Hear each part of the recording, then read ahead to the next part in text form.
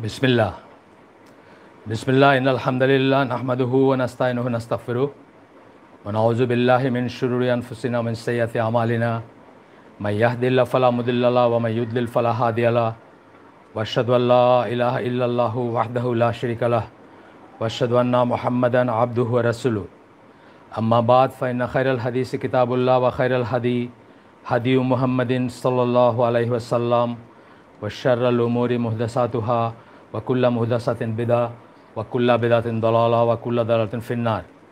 अस्सलामु आलैकुम वरहमतुल्लाहि वबरकातुहू। আমরা আজকে কান্তিলগ্নে ইসলামের 7 নম্বর পর্বটা করব ইনশাআল্লাহ। আমরা আগের দিন বলছিলাম যে চ্যাপ্টারটা বইয়ের যে চ্যাপ্টারটা সেই চ্যাপ্টারটার নাম হচ্ছে the shadow of the crusades. Crusade সমূহের ছায়ায় বলতে পারি আমরা, বা ছায়া। এখানে আমি মনে করি যে আমি আমার নিজেকে দিয়ে বিচার করলে যে ক্রুসেড সম্বন্ধে আমাদের জ্ঞান অত্যন্ত সীমিত এবং খুব কম জানি আমরা আসলে। আর বিশেষ করে যারা সায়েন্সে পড়াশোনা করছি তারা তো ইতিহাসের অনেক কিছুই জানি না। আমি জানি না এখনও স্কুলে ইতিহাস কতটুকু পড়ানো হয়, কিন্তু আমাদের সময় ধরেন 9 পর্যন্ত সায়েন্সের ছেলেদেরও ক্লাস 9 না 8 পর্যন্ত একটা অ্যামাউন্ট অফ ইতিহাস পড়তে হইতো। এখন বোধহয় সেটাও নাই, সেভাবে নাই।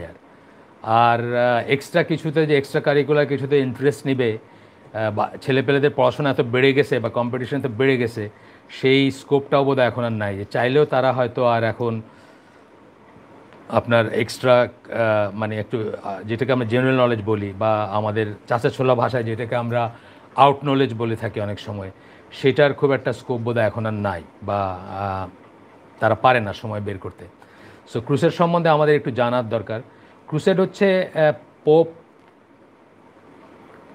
পোপ যাকে আমরা বলি, এখন যেরকম পোপ বলি একজন, জানি না আমরা পোপ বলতে একজন ব্যক্তিত্ব বুঝি না, ঠিক সেই রকম তখনকার ইউরোপে একজন পোপের ডাকে উনি 1095 সালে, এখন 2020 চলতেছে, 1095 সালে ডাক দেন এবং সেই ডাকে 1096 থেকে প্রথম ক্রুসেডের 3টা ফেজ ধরা হয়। প্রথম যে ফেজটা ধরা হয় সেটা 1096 থেকে 1044 পর্যন্ত ছিল, 1144 পর্যন্ত ছিল, মাফ করবেন, 1096 থেকে 1144 পর্যন্ত ছিল, অর্থাৎ 48 বৎসর ব্যাপী ছিল এটা প্রথম ক্রুসেডটা। দ্বিতীয় ক্রুসেড যেটা ধরা হয়, দ্বিতীয় ফেজ যেটাকে ধরা হয়, সেটা ছিল 1146 খ্রিস্টাব্দ থেকে 1193 খ্রিস্টাব্দ পর্যন্ত। তৃতীয় ক্রুসেড যেটাকে বলা হয় সেটা ছিল 1193 পর থেকে 1291 সাল পর্যন্ত। 3টা ভাগে ভাগ করা হয় ক্রুসেডকে। এই ক্রুসেডটা ওয়েস্টের সাথে আমরা যে বইটা পড়তেছি, এই বইটাতে ওনার প্রপোজিশনটা কি, উনি কী বলতেছেন যে পশ্চিমের সাথে আমাদের হবার নয়, পশ্চিমের অনুকরণ আমরা করতে পারি না, পশ্চিমের কাছে নিজেদেরকে সমর্পণ করতে পারি না, পশ্চিমা জীবনধারা বা পশ্চিমা ধ্যান ধারণা আমরা গ্রহণ করতে পারি না। তাহলে আমার মুসলিম হিসাবে আমাদের যে স্বাতন্ত্র্য অস্তিত্ব এবং আমাদের যে রিভাইভাল বা আবার আমরা নিজেদেরকে আগের জায়গা বলতে মানে ট্র্যাকে নিয়ে যাব, সেটা অলমোস্ট ইম্পসিবল হবে যদি আমরা পশ্চিমের অনুকরণ করি বা পশ্চিমের ধ্যান ধারণা নিয়ে চলি। এটাই ওনার প্রপোজিশন। তো সেই জন্য এই ক্রুসেডগুলো জানাটা এত দরকারি। এখানে আমরা ছোট্ট করে একটু বলে দিচ্ছি যে প্রথম যে ক্রুসেডের কথা বললাম, খ্রিশ্চানরা মিলিত বাহিনী ইউরোপ থেকে, ব্রিটিশরা ছিল, ব্রিটিশরা তো মানে যাই হোক, ইংলিশ ছিল, জার্মান ছিল, ইটালিয়ান ছিল, মিলিত বাহিনী তারা আসছিল জেরুজালেমকে মুসলমানদের থেকে মুক্ত করতে। যদি একদম ভাষায় বলি আমরা, জেরুজালেম একটা পবিত্র স্থান খ্রিশ্চানদের, সেটাকে মুসলমানদের থেকে মুক্ত করতে আসছিল। যে হত্যাযজ্ঞ চালাইছিল ইতিহাসে এটার নজির খুব কম। হয়তো বসনিয়া হার্জেগোভিনায় যেভাবে মুসলমানদের হত্যা করা হয়েছে হয়তো কিছুটা তুলনা করা যাইতে পারে ওটার সাথে। এটা সম্বন্ধে অনেক বর্ণনা আপনারা পড়বেন। অ্যান্টিওক বলে একটা জায়গা সিরিয়ায় পড়ছে বোধহয়, মানে হিসাবে সিরিয়ায় পড়বে, সেখানে 10,000 মুসলমানকে হত্যা করা হয়েছিল এবং মোস্টলি ছিল আপনার শিশু এবং নারীরা ছিল সেখানে যাদেরকে হত্যা করা হয়েছিল। প্যালেস্টাইনে জেরুজালেম জয় করছিল তারা 1099-তে, এটা 1098-তে অ্যান্টিওকে করছিল আপনার যে হত্যাকাণ্ড খ্রিশ্চানরা, মানে যেখানে যারা পাইছে মারছে, সোজা কথা। জেরুজালেমের বর্ণনা যেটা আসছে 1099-তে, যাকে যেখানে পাইছে মারছে, এমনি ইহুদিদেরও মারছে তারা এখানে। এবং বলা হয় যে শহরে হাঁটু পর্যন্ত রক্ত ছিল আর কি। এটা হয়তো একটা এক্সাজারেশন, একটা বলার একটা ওয়ে বা একটা মানে এর চেয়ে ভালো কোনো ল্যাঙ্গুয়েজ না পেয়ে হয়তো এটা বলছেন। 1099 সালে সেটা হয়েছিল, 1099। আচ্ছা, আমরা যেভাবে পড়লাম যে এই এই ক্রুসেডটা পুরাটাই ধরতে গেলে আপনার এই ফেজটা 1096 থেকে 1044, সরি 1144, মাফ করবেন বারবার ভুল হচ্ছে, 1096 থেকে 1144, 1096 থেকে 1144 এই পর্যন্ত ফার্স্ট ফেজ যেটা, এটা খ্রিশ্চানরা বিজয়ী হয়, জেরুজালেম তাদের দখলে এবং মুসলিম হার্টল্যান্ডের অনেকটুকু অংশই তাদের দখলে চলে যায় এবং তারা সেখানে প্রতিষ্ঠিত হয়ে যায় খ্রিশ্চানরা। এরপরে দ্বিতীয় ক্রুসেড যেটাকে আমরা বলতেছি 1144 থেকে নিয়ে 1193 পর্যন্ত, এই সময় নানা অনেক যুদ্ধের বর্ণনা আছে বা অনেক অ্যাটাক, কাউন্টার অ্যাটাক ইত্যাদি আছে। আমাদের অতটুকু জানার দরকার নাই। ক্রুসেড সম্বন্ধে আমরা যেটুকু জানা মাস্ট আজকে সেটুকুই পড়বো এখন। তো সালাউদ্দিন আইয়ুবী, যার কথা আমরা শুনি, উনি কুর্দি ছিলেন। উনি খ্রিশ্চানদেরকে পরাজিত করেন 1192 সালে।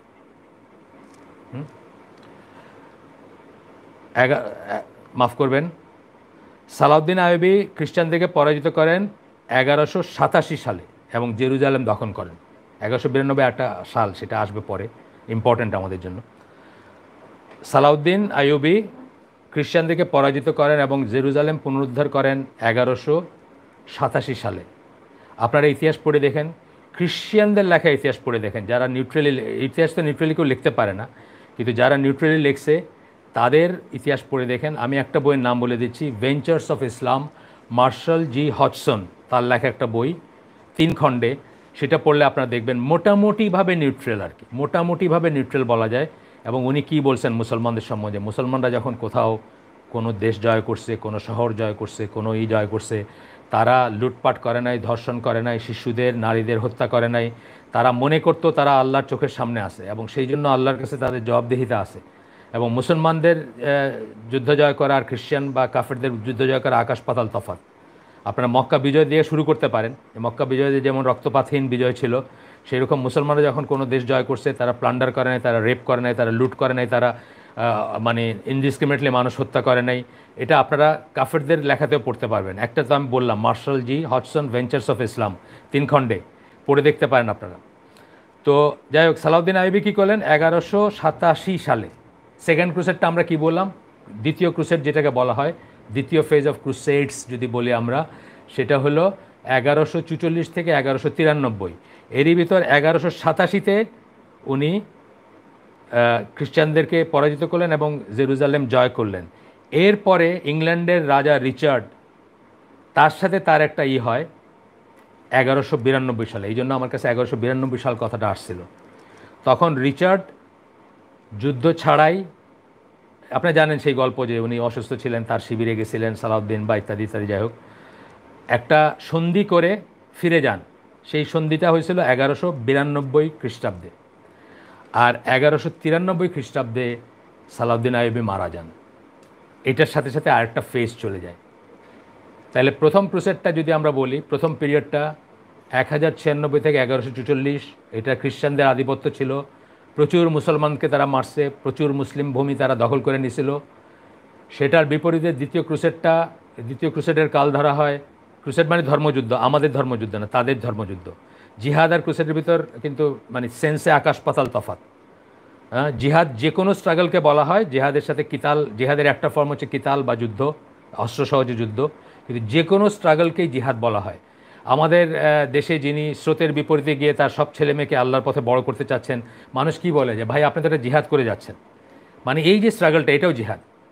এবং অস্ত্র দিয়ে যুদ্ধ জিহাদ, আমরা সেটা না করতেছি না। তাজকিয়াতুন নফস যেটাকে আমরা বলি, সেটাও জিহাদ। যাই হোক, নিজের নফসকে, নিজের আত্মাকে, নিজের পরিশুদ্ধ করা, সেলফকে পরিশুদ্ধ করা, সেটাও একটা জিহাদ, সেটা আমরা না করতেছি না। কিন্তু অস্ত্রসহ জিহাদও জিহাদ। কিন্তু ক্রুসেড কিন্তু কেবলই যুদ্ধ ধরা হয়, ধর্মযুদ্ধ। কাদের এগেনস্টে? মূলত মুসলমানদের এগেনস্টে। কেন? কারণ মুসলমানদের দ্বারা তারা থ্রেটেন্ড ফিল করতেছিল। এটা পরে আসবো, ঠিক আছে, অন্য কথায় আসবো পরে। তাহলে প্রথম অংশটা বললাম 1096 থেকে 1096 থেকে 1144, এই সময়টা খ্রিস্টানদের আধিপত্য ছিল। সেকেন্ডটা হচ্ছে 1144 থেকে 1193, এই সময় মুসলিমরা জেরুজালেম সহ অনেক মুসলিম ভূমি পুনরুদ্ধার করেন এবং মুসলিমদের আধিপত্য ছিল। আর এরপরে 1193 থেকে 1291 পর্যন্ত যেটা চলছে সেটা হলো অ্যাটাক কাউন্টার অ্যাটাক, এভাবে চলছে। এখানে কেউ একচ্ছত্রভাবে আধিপত্য বিস্তার করতে পারে নাই। একবার খ্রিস্টানরা জিতছে, একবার মুসলিমরা জিতছে, খণ্ড খণ্ড যুদ্ধ হয়েছে, ইত্যাদি ইত্যাদি। আচ্ছা, এই প্রসঙ্গে আমি আপনাদের কাছে দুইটা বই বলবো, একটা বই ইন্ট্রোডিউস করব। এই বইটা আমার শ্বশুরের লেখা। এই বইটা উনি বেঁচে থাকতে পড়ি নাই, উনি মারা যাওয়ার পরে আমি পড়ছি। 2009 সালে মারা গেছেন, তারপরে পড়ে আমি খুব অভিভূত হয়েছি এবং খুব ইমপ্রেসড হয়েছি। কারণ উনি যে এই ব্যাপারে এত পড়াশোনা করছেন বা এত রেফারেন্স ঘাটছেন, এটা আমার জানা ছিল না। অত্যন্ত সস্তা একটা বই, মদিনা পাবলিকেশনসের বই, ক্রুসেডের ইতিবৃত্ত বইটার নাম। আসকার ইবনে শায়েখ ছিল ওনার নাম, পেন নেম, লেখার নাম। এমনিতে মোহাম্মদ ওবায়দুল্লাহ ছিল, উনি ঢাকা ইউনিভার্সিটির টিচার ছিলেন, আর এই লেখালেখি করতেন এই নামের আন্ডারে। তো এটা মদিনা পাবলিশার্সের বই, আপনারা কালেক্টেবল, কিন্তু সবার ঘরে থাকতে পারে। এটার আপনার দাম ছিল মাত্র 60 টাকা। তথাপি কিন্তু আমি জানতাম না বইটার কথা, বা আমি অত খেয়াল করিনি আগে বইটার কথা, এবং আমি খুব চমৎকৃত হয়েছি বইটা পড়ে। আপনারা পড়ে দেখতে পারেন ক্রুসের সম্বন্ধে যখন কথা আসতেছে। আর এরপরে একটা বই আমরা সময় মতো দেখাবো আপনাদেরকে, ওইটাও ক্রুসেড নিয়ে। আচ্ছা, এখনই দেখাই আমি। এটা হচ্ছে একজন আমেরিকান একজন এয়ারফোর্স জেনারেলের ছেলে, জেমস ক্যারল। সেপ্টেম্বর 11-এর পরে উনি এই বইটা লিখছেন। এই বইটা এটাও একটা কালেক্টেবল, যদি চান আপনারা জোগাড় করতে পারেন। উনি এটা ক্রুসেড, বইটার নাম দ্য আমেরিকান এম্পায়ার প্রজেক্ট, আমেরিকার সাম্রাজ্যের প্রজেক্ট।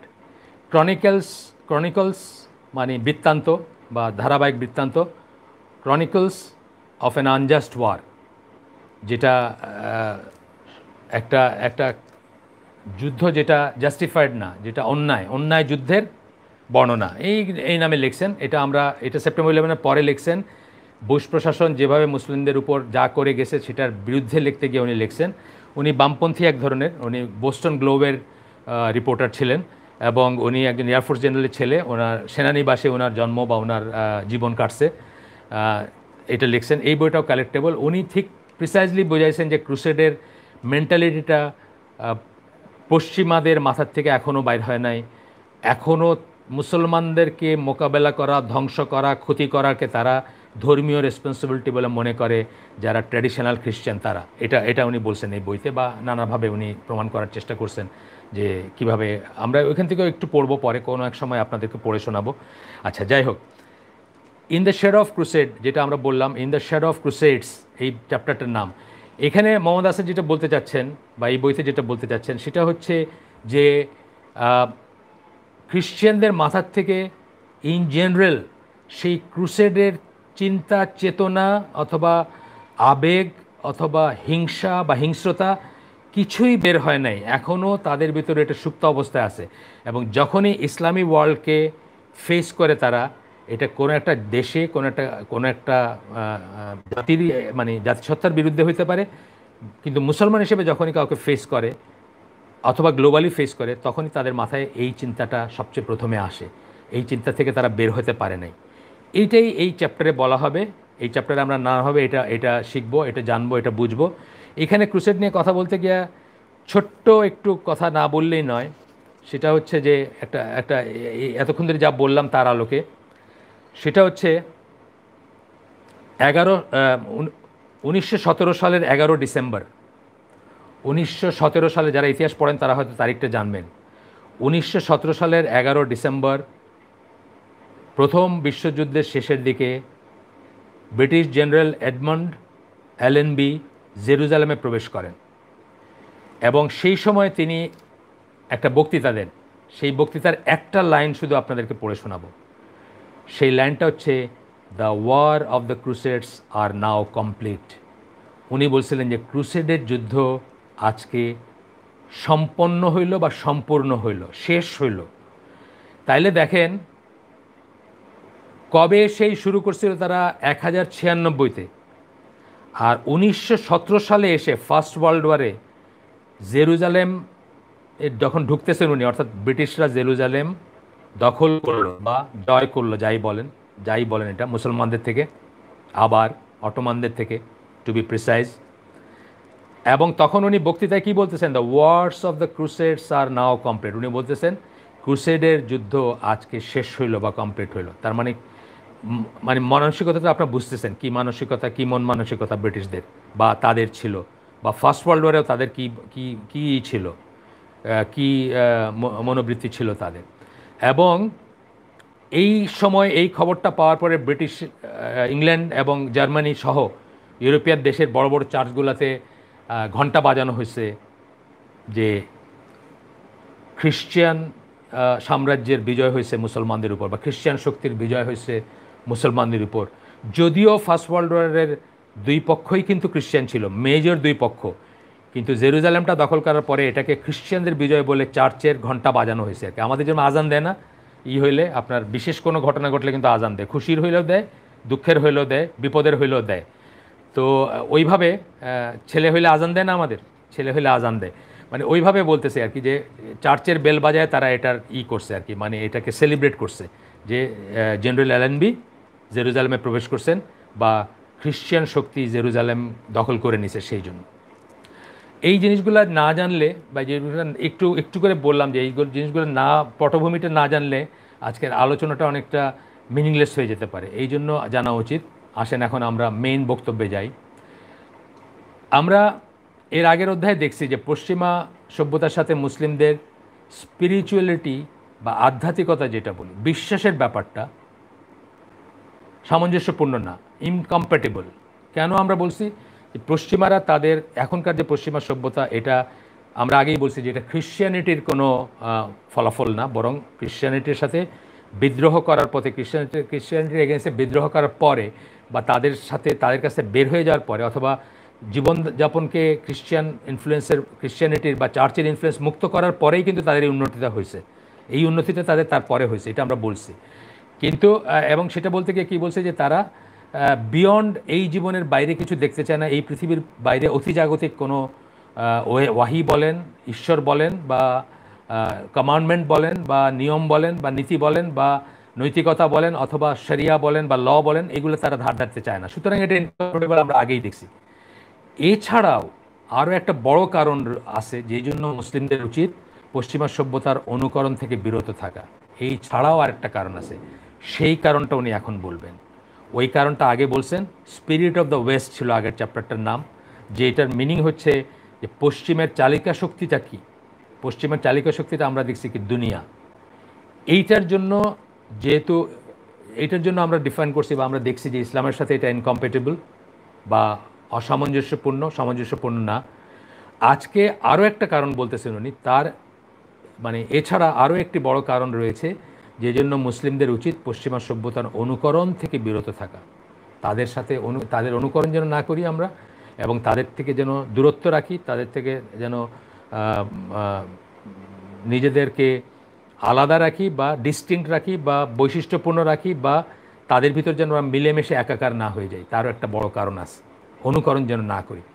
কারণ তাদের ভিতরে যে জিনিসটা রয়ে গেছে, যেটা হয়তো সভ্যতার মোড়কে মোড়া, যেটা সবসময় বাইর হয়ে আসে না, ওয়ান্স ইন এ হোয়াইল তখন মুখ ফসকায় বাইর হয়ে যায়, যেটা আমরা পরে দেখব যে কীভাবে সেপ্টেম্বর 11 পরে ছোট বুশের মুখ ফসকায় বাইর হয়ে গেছিলো যে এটা একটা ক্রুসেড, ধর্মযুদ্ধ উনি বলছিলেন, মুখ ফসকায় বাইরে গেছিলো। পরে ওটাকে কারেক্ট করার চেষ্টা করছেন, কিন্তু সেটা আর কারেক্ট হয় না, কারণ জিহাদের অনেক মিনিং থাকলেও ক্রুসেডের কিন্তু অনেক মিনিং নাই। ক্রুসেডের মিনিং হলো একটাই, মুসলমানদের এগেনস্টে ধর্মযুদ্ধ।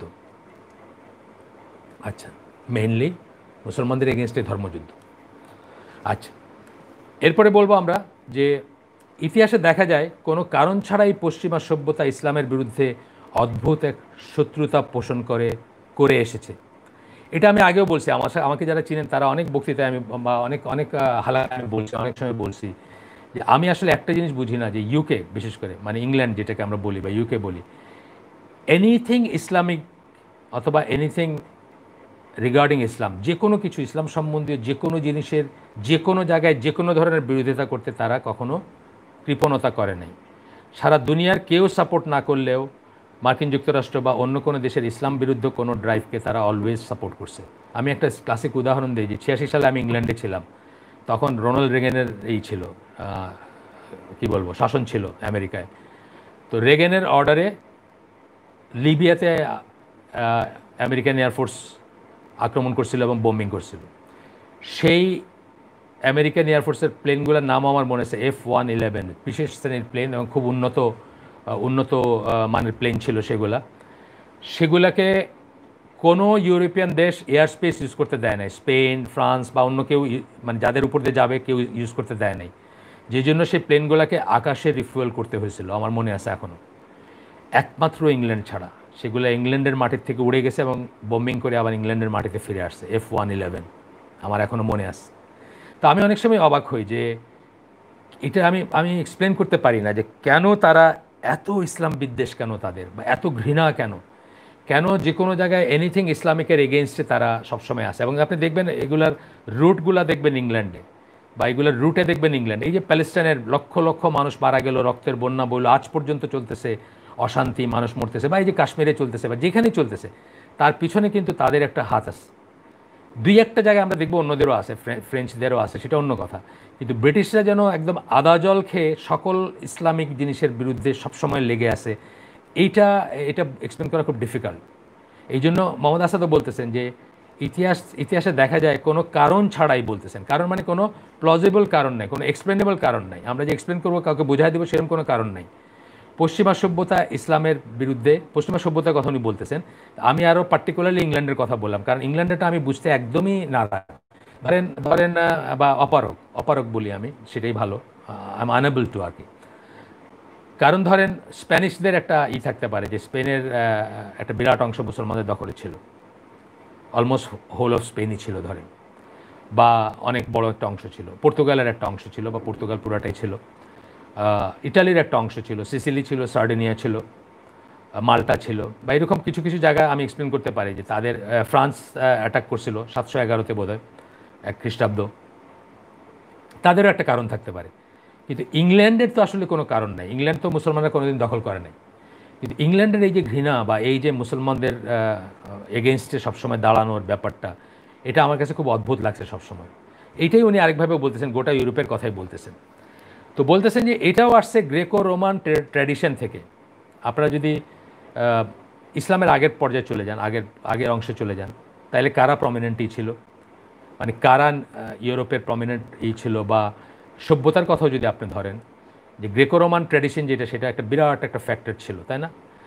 আপনি যদি এখনও যান গ্রিসে, এখনও যদি রোমে যান, ইটালিতে যান, বা ওই সমস্ত সভ্যতাগুলো যেখানে ছিল সেসব দেখতে যান, আপনি দেখেই বুঝবেন যে তারা কত প্রমিনেন্ট ছিল বা তারা কত ইনফ্লুয়েন্সিয়াল ছিল দুনিয়াতে। তো এটা গ্রেকো রোমান ট্র্যাডিশন থেকে আসছে। এই জিনিসটাও কোনটা, মানে এইটার রুটটাও, যে তারা যে ঢালাওভাবে মুসলমানদেরকে বারবেরিয়ান্স মনে করে, মুসলমানদেরকে অযোগ্য মনে করে, মুসলমানদেরকে আপনার মনে করে, কি বলবো, বর্বর মনে করে, শত্রু মনে করে, দ্য আদার মনে করে, আস দেম বললে দেম মনে করে, বা যাই হয়, এই সমস্ত কিছুর পিছনে কিন্তু গ্রেকো রোমান ট্র্যাডিশন আছে। তারা মনে করতো যে তারাই সিভিলাইজড, যখন তারা পিকে ছিল। কখন পিকে ছিল সেগুলো আমরা গতদিন আলাপ করছি, নতুন করে আর করবো না। ভূমধ্যসাগরের পূর্ব দিকে যা আছে, ভূমধ্যসাগরের পূর্ব দিকে কারা আছে? আমরা আছি। ভূমধ্যসাগরের পূর্ব দিকটা কি? আমরা ধরেন সিরিয়া থেকে শুরু করে আরও পূর্ব দিকে আপনি যাইতে শুরু করবেন, যারা আছে, ইরাক আছে, ইরান আছে, ইন্ডিয়া আছে, বা যা আছে আর কি। ভূমধ্যসাগরের পূর্ব দিকে যারা আছে এরা অধিবাসীরা হলো বর্বর, এটা মনে করতো। আর ভূমধ্যসাগরের নর্থ এবং ওয়েস্ট মিলায় যারা আছে তারাই হচ্ছে সিভিলাইজড। নর্থ এবং ওয়েস্ট, স্পেনের কোস্ট আসবে, ফ্রান্সের কোস্ট আসবে, আপনার কি বলে আরও ইটালি আসবে, হ্যাঁ, ভূমধ্যসাগরের তীরের দেশ এগুলা, গ্রিস আসবে, ক্রিট আসবে, বা উত্তরের দিকে বা পশ্চিমের দিকে তো গোটা পশ্চিম ইউরোপ আসবে বা ইত্যাদি, তারাই হচ্ছে সুপিরিয়র। আর পূব দিকের যারা, পশ্চিম বা উত্তরের যারা, তারা সুপিরিয়র। পৃথিবীতে আপনি জানেন এমনিতেই, মানে ব্যাক অফ ইউর মাইন্ড, আপনি লিটারেচারে দেখবেন, অন্য পড়াশোনা করলে দেখবেন, সবসময় দেখবেন নর্থ অ্যান্ড সাউথের একটা ডিভিশন আছে। ইউজুয়ালি নর্থ বলতে সুপিরিয়র বোঝাবে, সাউথ বলতে ইনফেরিয়র বোঝাবে, usually. So much so that even ইন্ডিয়াতেও নর্থ ইন্ডিয়ানরা নিজেদের সুপিরিয়র ভাবে সাউথ ইন্ডিয়ানদের থেকে। আপনি জানেন কিনা জানি না, জিজ্ঞেস করলে দেখবেন যে নর্থ ইন্ডিয়ানরা নিজেদের সুপিরিয়র মনে করে। নর্থ ইন্ডিয়ান বলতে ধরেন উত্তরপ্রদেশ, তারপরে পাঞ্জাব, দিল্লি, এদের মানুষ, তামিলনাড়ুর মানুষ যে নিজেদেরকে সুপিরিয়র মনে করে সব দিক দিয়ে। এটা দুনিয়াতে আছে, সারা দুনিয়া আছে। ইউরোপের নর্দার্ন সাইড, সাউদার্ন সাইড, যেমন স্পেন এবং পর্তুগাল এদেরকে ইউরোপের থার্ড ওয়ার্ল্ড কান্ট্রি মনে করে অনেকে। হ্যাঁ, জার্মানিরা বা সুইডরা বা আপনার সুইজারল্যান্ডের লোকরা নাক ছিটকাবে, স্প্যানিশদেরকে একটু নিম্ন গোত্রের মনে করবে, বা একটু রংটাও একটু নিম্ন গোত্রের, তাদের একটু মিক্স ভাব আছে ইত্যাদি। তো যাই হোক, ওই সময় থেকে তাদের রেসিয়াল সুপিরিয়রিটিতে বিশ্বাস, তারা তাদের রেসিয়াল সুপিরিয়রিটিতে বিশ্বাস করে আসছে। ওই রোমান সাম্রাজ্যে বা গ্রিকদের ইসের সময় থেকে তারা তাদের রেসিয়াল সুপিরিয়রিটিতে বিশ্বাস করে আসতেছে, যে তারা সুপিরিয়র রেস, তারা সাদা চামড়া, তাদের নাক খাড়া, তাদের ইত্যাদি ইত্যাদি যেসব ফিচারগুলো হয় আর কি। অথচ আপনারা জানেন যে সায়েন্সই বলে যে একজোড়া বাবা মা থেকে সমস্ত মানবকুল ইভলভ করছে বা ছড়ায় গেছে, এবং সেই একজোড়া বাবা মা কিন্তু কালো চামড়া ছিলেন, সাদা চামড়া ছিলেন না। ডেফিনেট সাদা চামড়াটা হচ্ছে একটা মানে কি বলবো, মানে পরিবর্তন বা মিউটেশন ঠিক বলতে চাই না আমি, এটা পরিবর্তন বলতে পারেন, বা একটা ডেভেলপমেন্ট বলতে পারেন। ইভলিউশন কথাটা আমি বলতে চাই না, বলতে পারেন, এখানে লিমিটেড স্কেল ইভলিউশনও বলতে পারেন। যাই হোক, মানবকুলের অন্য সকলের চেয়ে নিজেদেরকে শ্রেষ্ঠ মনে করা এবং সেই সূত্রে অন্যদের অহেতুক ঘৃণা করার প্রবণতা রয়েছে তাদের মাঝে। কার ভিতর? গ্রেকো রোমানদের ভিতর ছিল। সেটাই ইনহেরিট করছে ইউরোপ বা ইউরোপীয় সভ্যতা বা পশ্চিমা সভ্যতা। পশ্চিমা সভ্যতা বলতে আমরা যা আজকে বুঝি তা আইদার ইউরোপে অথবা ইউরোপ থেকে ছড়ানো। ইউরোপ থেকে ছড়ানো কোথায়? আমেরিকাতে যেমন ইউরোপ থেকে গেছে, আমেরিকানরাও পশ্চিমা সভ্যতা বলতে আমরা বুঝি নর্থ আমেরিকা, বিশেষ করে আমেরিকা কানাডা দুইটা দেশ, ইউনাইটেড স্টেটস এবং কানাডা দুইটাকে আমরা পশ্চিমা সভ্যতার অংশ বুঝি। আর অস্ট্রেলিয়া, নিউজিল্যান্ড বুঝি, ওটাও এখান থেকে গেছে, ব্রিটিশদের থেকে গেছে বা এখান থেকে ছড়াইছে। আর ইউরোপের গোটাটা বুঝি। এই মোটামুটি পশ্চিমা সভ্যতা বলতে আমরা এটা বুঝি। পশ্চিমা সভ্যতা বলতে আমরা কখনো আর্জেন্টিনা বুঝি না, আমরা কখনো ব্রাজিল বুঝি না, আমরা কখনো ধরেন ইকুয়েডর বুঝি না, আমরা কখনো ভেনিজুয়েলা বুঝি না, তাই না? আমরা বুঝি এই কটা জিনিসই বুঝি, যেগুলা বেসিক্যালি সাদা চামড়া ইউরোপ থেকে ছড়ায় গেছে নানা জায়গায়। আচ্ছা, যদিও হিসপ্যানিক বা স্প্যানিশ ইসেরা কলোনি ছিল, ধরেন আর্জেন্টিনা ছিল স্প্যানিশ কলোনি, ব্রাজিল ছিল পর্তুগিজ কলোনি, কিন্তু তারপরে পশ্চিমা সভ্যতা বলতে আমরা ওই দেশগুলারে বুঝি না, আমরা যেগুলো বললাম এইগুলাই বুঝি আমরা। আচ্ছা,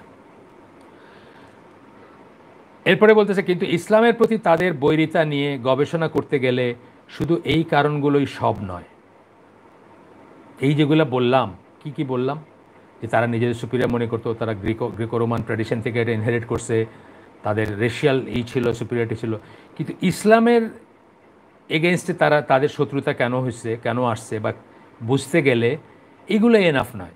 কারণ অন্যান্য ফরেন রিলিজিয়নকে তারা নির্বিকারভাবে বরদাস্ত করলেও ইসলামের ব্যাপারে তাদের ধৈর্যটা ছিল, মানে তাদের বৈরিতা যেটা ছিল সেটা ছিল হিংস্র এবং গভীর আবেগ উদ্ভূত। দুটো কথা বললাম, একটা বললাম হিংস্র, একটা বললাম গভীর আবেগ উদ্ভূত, মানে খুব ইমোশনাল ছিল।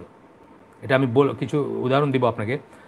আচ্ছা, এটার মিনিং কী বোঝাইতেছে? ধরেন একজন হিন্দুকে কেউ দেখলো সে ষষ্ঠাঙ্গে মানে প্রণাম করতেছে, মানে কি বলে, বা কোথাও সে সেজদা করতেছে কোনো একটা জিনিসে, বা পূজা করতেছে, বা ওই যোগার পজে কোথাও বসে আছে সি বিচে, এদিকে খুব একটা মাইন্ড করে না, কিছুই মনে করে না। হিন্দু বা বৌদ্ধদের দর্শন যখন সামনে আসে তখন পশ্চিমা সভ্যতা সেটাকে গ্রহণ না করলেও কোনো উত্তেজনা দেখায় না, ওইরকম দর্শনে কোনো উত্তেজনা দেখায় না।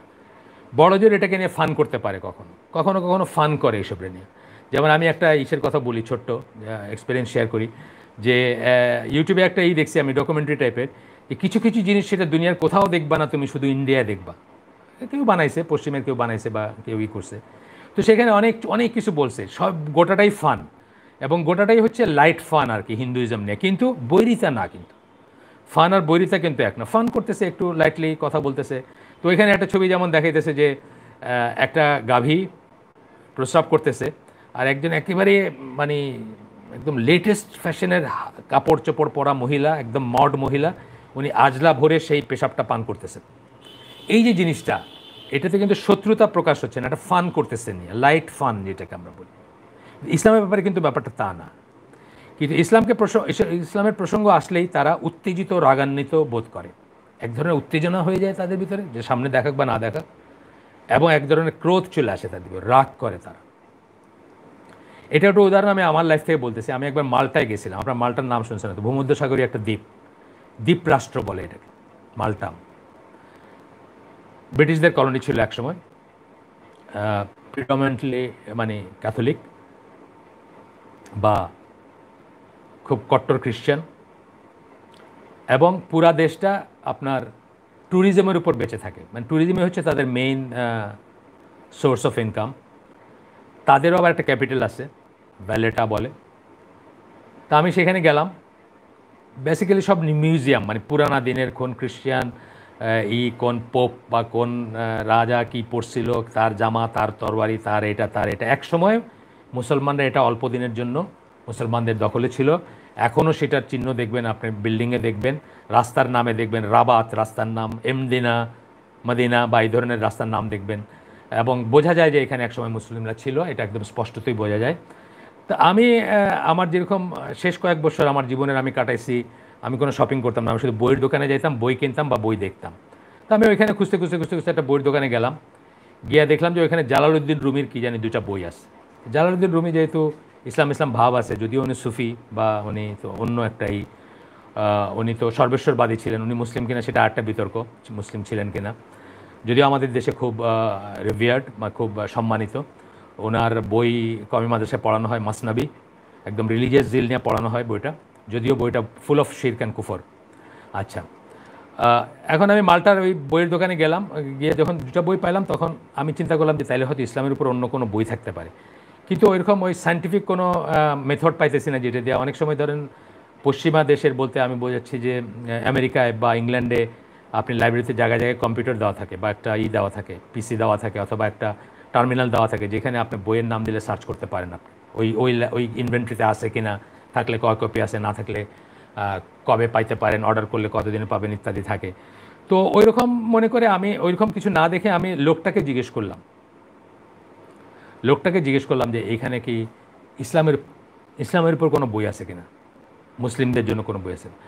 এটা আমি বলতেছি ধরেন 98 সালের কথা, এই সেপ্টেম্বর 11-এর আগের কথা। সেপ্টেম্বর 11 পরে তো মানে আরও অনেক খারাপ হয়ে গেছে দুনিয়ার অবস্থা, তার আগের কথা। আমি দেখলাম লোকটার রাগে মানে লাল হয়ে গেল তার চেহারাটা। সে বলল এখানে ইসলামের কিছু থাকবে না, এখানে ইসলামের কিছু নাই, এখানে থাকবেও না কখন। মানে তার বক্তব্যটা এটা ছিল, মানে ল্যাঙ্গুয়েজটা সে ইংলিশ ভাঙা ভাঙা বলতেছে, অন্য কোনো ল্যাঙ্গুয়েজ বলতেছে, ল্যাটিন কোনো বা ইটালিয়ান বা অন্য কিছু বলতেছে, আমি জানি না, ভাঙা ভাঙা ইংলিশে বলতেছে। কিন্তু আমি বুঝলাম সে রেগে গেছে, আমি কেন ইসলামের বই খোঁজ করলাম এখানে, আর আমাকে সে বলতেছে যে ইসলামের কোনো বই নাই এবং থাকবেও না কখন মাল্টায় মানে ভ্যালেটা, মাল্টার রাজধানী, সকল রাজধানী, একটা দ্বীপ ছোট্ট, তার ভিতরে একটা জায়গাকে তারা রাজধানী মনে করে সেখানে।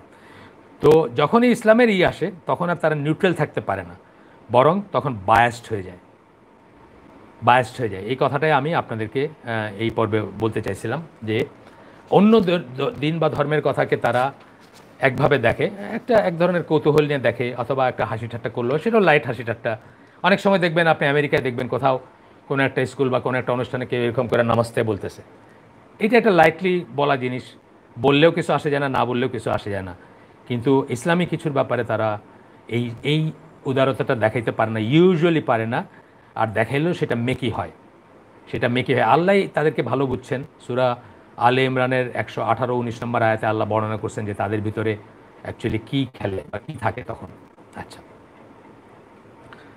এরপরে উনি বলতেছেন যে মুসলমানদের সম্বন্ধে, আমাদের সম্বন্ধে, ইস্ট সম্বন্ধে খ্রিশ্চিয়ানরা কোথা থেকে জানার সূত্র কী? তারা আরবি পড়তে পারে না।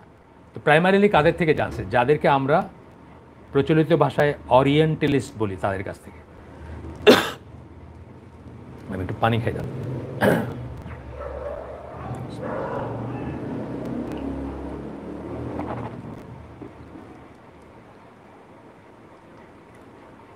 তাদের কাছ থেকে জানছে, অরিয়েন্টালিস্ট যাদেরকে বলি।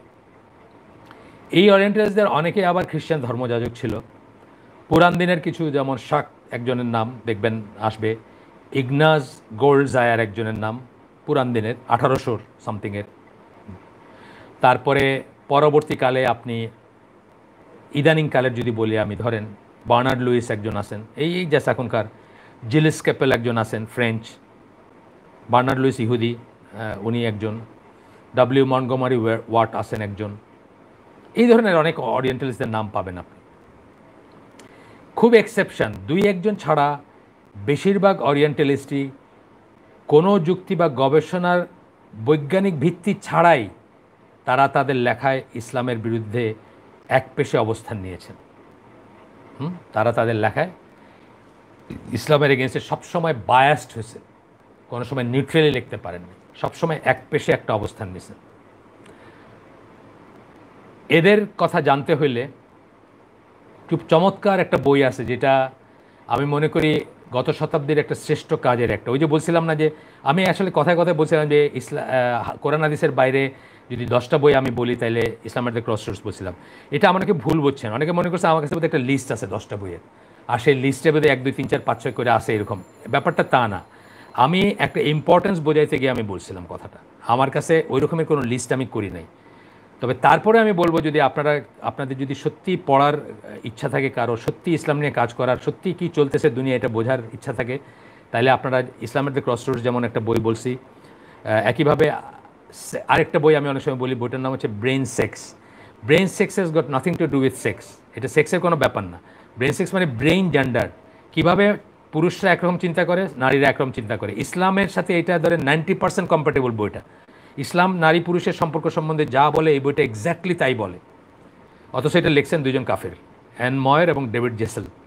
তো আমি এখানে বলার পরে অনেকেই আমাকে নক করতে শুরু করলেন যে বইগুলোর লিস্ট কোথায় পাবো। এমনকি এইখানেও এই গত হয় 6 নম্বর বা 5 নম্বর পর্বে আমি দেখছি যে পরবর্তীতে আমি দেখছি যে অনেকে জিজ্ঞেস করছেন যে এই বইগুলোর লিস্ট কোথায় পাবো, এগুলো যদি দেওয়া যায়। প্রথমত হচ্ছে যে এইরকম একটা আলোচনা, এটা বইয়ের লিস্ট দেওয়ার কোনো জায়গা না। দ্বিতীয়ত হচ্ছে আমি যখন অনেককে বলছি যে আমাকে ইমেল করতে, তারা ইমেলটা না করে আবারও এই জায়গায় জিজ্ঞেস করতেছেন। আমি তো সোজা ভাষায় বলছি যে আমার ইমেলটা দিয়ে দিছি, দয়া করে একটা ইমেল করবেন আমাকে। এই কষ্টটা যদি না করেন তাহলে আমি খুব দুঃখিত। আমি এই জায়গায় এটা নিয়ে আলোচনা করতে চাই না, কারণ এখানকার মূল্যবান সময়টা আমরা অন্য জিনিসে আলোচনা করতে পারি। বইয়ের লিস্ট দিয়ে একটা করে বইয়ের নাম পড়বার আপনারা লিখবেন, এটা কি কোনো কিছু হইল? আচ্ছা, যাই হোক। তো এইটা গত শতাব্দীর একটা শ্রেষ্ঠ কাজ, এডওয়ার্ড সাইদের অরিয়েন্টালিজম। আপনারা সবাই ইনশাল্লাহ যারা পড়াশোনা করতে চান তারা পড়বেন এবং ইংরেজিতে পড়বেন। আমি শুনছি যে বইটা বাংলায় ট্রান্সলেট হয়েছে। যে বইগুলো প্রাইমারিলি ইংলিশে পাওয়া যায় বা ইংলিশে লেখা, সেই বইগুলো বাংলায় পড়বেন না, কারণ অত্যন্ত ভালো অনুবাদক হইলেও অনুবাদের সেই ব্যারিয়ার পার হয়ে অনেক কথা ফিল্টার্ড হয়ে যায়। আর এখনকার যারা অনুবাদক, যারা রকমারির লিস্টটাকে পূর্ণ করেন, এক একটা বইকে 7জন 10জন অনুবাদ করছেন আলাদা আলাদাভাবে, এদের কোয়ালিটি নিয়ে আমি আর কিছু বললাম না। আমি জানি না, গিবত তো আমি যেহেতু নাম বলতেছি না, গিবত হবে না, কিন্তু অত্যন্ত পুয়ার অনুবাদ পড়ছি আমি।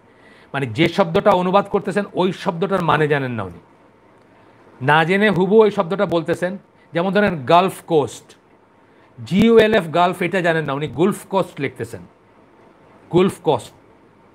গুলফ লিখতেছেন GULF গালফকে। মানে গালফ শব্দটা উনি জানেন না, কোনোদিন শুনেন নাই, অথবা কোনোদিন উচ্চারণ করতে শোনেন নাই, বা নিজে উচ্চারণ করেন নাই। এই শ্রেণীর মানুষ কিন্তু অনুবাদ করতেছেন এখন। সুতরাং আমি বলবো যে আমি এডওয়ার্ড সাইদের এটা কে করছেন আমি জানিও না, তবে হয়েছে, আমি শুনছি অরিয়েন্টালিজম বইটা অনুবাদ হয়েছে। তো এই বইটা পড়তে পারেন। উনি আসলে অরিয়েন্টালিস্টরা কি, এই জিনিসটাকে উনি তুলে ধরছেন অত্যন্ত সুন্দরভাবে, যে ওরা কি ছিলেন বা কি করছেন। আমি শুধু 2-3 জনের কথা একটু বলি।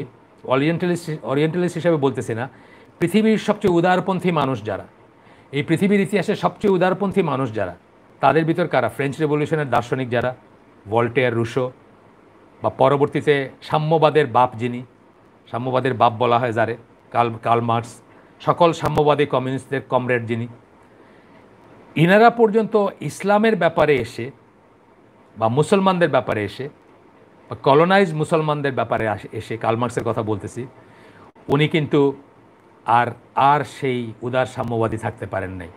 ঠিকই মুসলমানদের এগেনস্টে বা অরিয়েন্টালদের এগেনস্টে, অরিয়েন্টাল মানে পূব সাইডে যারা, প্রাচ্য প্রতীচ্য আমরা বলি না, আমাদের কী বলি, আমরা পূব সাইডের মানুষ, মানে ইস্ট।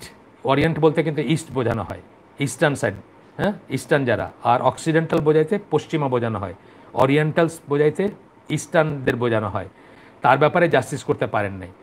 ইসলামের এগেনস্টে এই যে ভল্টেয়ার রুশো, তারা তো আসলে কোনো অর্গানাইজ দিনেই বিশ্বাস করতেন না, কোনো রিলিজনে বিশ্বাস করতেন না। তারা মনে করতেন যে মানুষ মানবতার প্রেমিক ছিলেন, তারা মানুষ মানে কি বলবো, মানে ভালোর জন্য ভালো হবে, মানবতার কল্যাণে ভালো হবে, অটোমেটিক্যালি ভালো হবে, মানুষের ভিতরে সুকুমার বৃত্তি সব বিস্তার করলে মানুষ ভালো হবে। আনফর্চুনেটলি যেটা হয় নাই, যেটা কোনোদিন হবে না, কোনো দিন না থাকলে, কোনো রেগুলেটরি সিস্টেম না থাকলে, কোনো শরিয়া না থাকলে, আল্লাহর বিধান না থাকলে কোনোদিন মানুষ এমনি এমনি ভালো হবে না। এটা আমরা আগেও আলাপ করছি, নতুন করে আর করতে চাই না। এই ভল্টেয়ার পর্যন্ত ইসলামের এগেনস্টে বিষোদ্গার করতে পিছপা হন নাই। হ্যাঁ, ইসলামের এগেনস্টে, ইসলাম হচ্ছে সবার শত্রু আর কি, মানবতাবাদীরও শত্রু, পশ্চিমা মানবতাবাদী তারও শত্রু। আর ওরিয়েন্টালিস্ট যাদের কথা বললাম তাদের তো বটেই, কার্ল মার্ক্সের কথা বললাম আমি। এই সমস্ত জিনিসগুলা এডওয়ার্ড সাইড খুব সুন্দর করে বলছেন ওরিয়েন্টালিজম বইতে। আর ক্যারেন আর্মস্ট্রংয়ের নাম আপনারা অনেকেই শুনছেন, অনেকেই নাম শুনছেন ক্যারেন আর্মস্ট্রংয়ের। উনি সিরা লেখছেন এবং ইসলামের উপর আরও বই লিখছেন। উনি ইসলাম বান্ধব বা ইসলামের প্রতি ওনার একটা উইকনেস আছে, উনি প্রায়শই করে থাকেন আপনার প্রায়শই উনি ইসলামের উপরে, ইসলামের পক্ষে লিখে থাকেন। ভাই উনি রাসূল সাল্লাল্লাহু আলাইহি ওয়াসাল্লামের যে সিরাটা লিখছেন, ওটার একটা চ্যাপ্টার উনি ডেডিকেট করছেন মুহাম্মদ দ্য এনিমি এই নামে। কিভাবে আল্লাহ রসুল সাল্লাল্লাহু আলাইহি ওয়াসাল্লাম সম্বন্ধে সব মিথ্যা কথাগুলা, সব বড় বড় মিথ্যা কথাগুলা কিভাবে আপনার তারা বলে গেছে দিনের পর দিন, এবং মিথ্যা, সম্পূর্ণ মিথ্যা কথা উনি সেগুলাকে তুলে আনছেন মুহাম্মদ দ্য এনিমি এসে, এবং এক ধরনের মাফ চাইছেন উনি মুসলমানদের কাছে, যে পশ্চিমারা, তার জাতি বা তার ইউরোপীয়রা বা তার খ্রিশ্চানরা কি করে মুসলমানদেরকে ভিলিফাই করছে মিথ্যা কথা বলে বলে। বড় বড় সাহিত্যিকরা কীভাবে মিথ্যা কথা বলছেন, কোথায় কোথায় মিথ্যা কথা বলছেন, আপনারা এই বইটাও পড়বেন ইনশাল্লাহ। বাট ইংলিশে পড়বেন, আবারও বলতেছি, যদিও এটারও বাংলা হয়েছে, ইংলিশে পড়বেন। ওই চ্যাপ্টারটা অন্তত পড়বেন, যে কোনো একটা দোকানে এখন এই বইটা ইংলিশ পাওয়া যায়, না কিনেনও যদি একটা দোকানে দাঁড়ায় উল্টায় দেখতে পারেন, মুহাম্মদ দ্য এনিমি একটা চ্যাপ্টার আছে, আলাদা একটা চ্যাপ্টার ডেডিকেটেড আছে কীভাবে তারা ইসলামকে এবং মুসলমানদেরকে ভেরিফাই করছে, বিশেষ করে রাসূল সাল্লাল্লাহু আলাইহি ওয়াসাল্লামকে করছে, সেগুলো আছে ওইখানে। বেশিরভাগ ওরিয়েন্টালিস্ট ইসলামকে আসামি হিসাবে হাজির করা পাবলিক প্রসিকিউটরের মতো। পাবলিক প্রসিকিউটর কাদেরকে আমরা বলি? যারা কোর্টে, থানায় ধরেন একটা চোর ধরলো বা থানায় একটা ডাকাইতে ধরছে, তো এইটার বিচারে তার এগেনস্টে কেসটা করবে কে? কোর্টে করবে কে? Public prosecutor. গভর্নমেন্টের পয়সায়, গভর্নমেন্ট পক্ষে, সরকারি পক্ষের উকিল থাকে না, তারা আসামিকে আসামি বানায় বা আসামি প্রতীয়মান করার জন্য কোর্টে করে।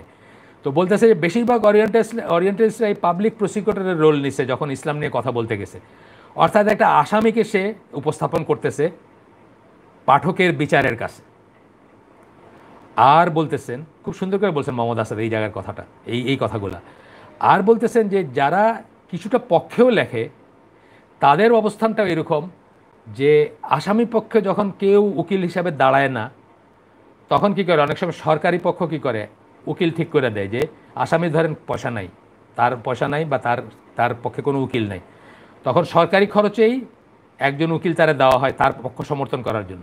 সেই উকিলটা কি করে, সে আগেই ধরে নেয় যে তার মক্কেল আসামি, তার মক্কেল দোষী। এটা মনের ভিতর রেখেতে সে চেষ্টা করে তার শাস্তিটা কিভাবে একটু কমানো যায়, তার যেন সাজাটা একটু কম হয়, একটু সহানুভূতি যেন জাগানো যায়। তো মোহাম্মদ আসাদ বলতেছেন যে অ্যাভারেজ ওরিয়েন্টালিস্ট হলো পাবলিক প্রসিকিউটরের মতো বিহেভ করে, আর যারা পক্ষেও কথা বলে তারাও আসলে এই দোষী আসামি পক্ষেও, যদি আসামি পক্ষের ইসের মতো হয় যে আসামিকে দোষী ধরে নিয়ে পক্ষে দাঁড়াইছে আর কি, সেই উকিলের মতো কাজ করে তারা। আচ্ছা, আমরা যাই একটু সামনে। তো বলতেছেন যে কোনো যুক্তিতর্কের ধার ধারে না তখন, মানে যারা বিপক্ষে তারাও কোনো যুক্তিযুক্তের ধার ধারে না, পাবলিক প্রসিকিউটর এর মতো করে কথা বলে, তারাও পাবলিক প্রসিকিউটর সে আসামি দেখাইতে যা যা দরকার তুলে ধরার সেটাই তুলে ধরে, কিন্তু এটার অন্য সাইডটা চেষ্টাও করে না বোঝার। আর যিনি পক্ষেও কথা বলেন তিনি আসলে পক্ষে কথা বলে কি করতেছেন, সরকারের বিরুদ্ধে যাচ্ছেন, ধরেন আমি এমনি বলতেছি, একটা কেসের ব্যাপারে বলতেছি, সরকারের বিরুদ্ধে যাচ্ছেন, দেশের প্রচলিত লয়ের বিরুদ্ধে যাচ্ছেন, প্রচলিত সেন্টিমেন্টের বিরুদ্ধে যাচ্ছেন। সুতরাং তিনি ওটাকে আসামি ধরে নিয়ে কতটুকু পক্ষ নেওয়া যায়, কতটুকু তার শাস্তিটা কমান যায়, এটাই করেন। আচ্ছা, গেল। এইটার সাথে এই যে ওরিয়েন্টালিস্টের যে মেন্টালিটি, এটার সাথে আপনি মিল পাবেন ক্যাথলিক চার্চের কোর্টস অফ ইনকুইজিশনের সাথে। কোর্টস অফ ইনকুইজিশন কী ছিল? মিডল এজ, মধ্যযুগ, যেটা অর্থাৎ মধ্যযুগ বলতে আপনার এক্সটেন্ডেড বাড়তে বাড়তে আসবে জাস্ট ইন্ডাস্ট্রিয়াল রেভলিউশন, মানে চোদ্দোশো সামথিংয়ের আগে পর্যন্ত, খ্রিস্টাব্দের আগে পর্যন্ত আসবে, মধ্যযুগ এক্সটেন্ড করতে করতে তারপরে ধরেন মডার্ন এরাটা শুরু হয়, বা রেনেসা বা ইন্ডাস্ট্রিয়াল রেভলিউশন বা ইত্যাদি ইত্যাদি শুরু হবে, বা ইত্যাদি ইত্যাদি আস্তে আস্তে চলবে। তো ওই সময়টার ক্যাথলিক চার্চগুলার যে কোর্ট অফ ইনকুইজিশন থাকতো, ওইখানে কী করতো, কী খুঁজতো তারা, যে কারা হেরেটিক, কারা ধর্মবিরোধী, উৎপদগামী যাদের বলতো, কারা জাদুটোনায় বিশ্বাস করে, কারা সায়েন্স পড়ে, কারা মানুষকে খ্রিস্টান ফেথের এগেনস্টে পরিচালিত করে, খ্রিস্টানিটি যা বিশ্বাস করে তার এগেনস্টে পরিচালিত করে। এবং ওইগুলোর কী হতো, সামারি এক্সিকিউশন হইতো, যুক্তিতর্ক প্রমাণ খোঁজাখুঁজি এত না, এত কিছুতে যাইতো না। তারা মোটামুটিভাবে একটা বিচার করে সাথে সাথে তাদেরকে করে দিত, ঝুলাই দিত, ফাঁসি দিয়ে দিত, বা গলা কেটে ফেলতো, কল্লা কেটে ফেলতো, সামারি এক্সিকিউশন, পোড়ায় ফেলতো, অনেক সময় পোড়ায় ফেলতো। তো ওরিয়েন্টালিস্টদের ইসলাম সম্বন্ধে বলাটা অনেকটা এই ধরনের ব্যাপার ছিল, যার ফলে ইসলাম ও ইসলামিক বিষয়গুলোকে সম্পূর্ণ বিকৃত করে উপস্থাপন করা হয়েছে। ওরিয়েন্টালিস্টরা সেটাকে উপস্থাপন করছে সম্পূর্ণ বিকৃত করে। আমি কতগুলো দলিল দিলাম আপনাদের, আপনারা পড়লেই জানতে পারবেন।